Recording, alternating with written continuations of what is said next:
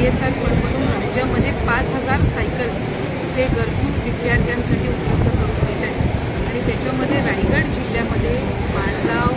त्याचबरोबर खालापूर, खोपोली, रोहा, कर्जत या परिसरातील विद्यार्थ्यांना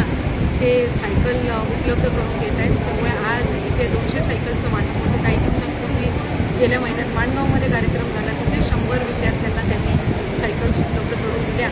आणि आज याच्यामध्ये साधारणपणे 200मध्ये 120 जे आहेत ते या 2 तालुक्यांमधले होते विद्यार्थी आहेत आणि 80 हे रोहा तालुक्यातले आहेत आणि अशा पद्धतीनं हा कार्यक्रम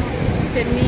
आयोजित केला आणि मला खरं तर RBLचे आभार मानायचे आहेत। त्याचबरोबर राज्याचे मुख्यमंत्री देवेंद्रजी फडणवीस साहेब आणि त्यांच्या कार्यालयातील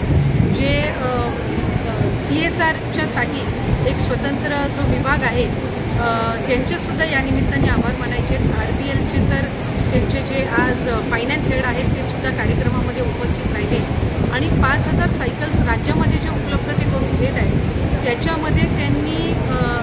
रायगड जिल्हासुद्धा निवडला, याचा आम्हाला विशेष आनंद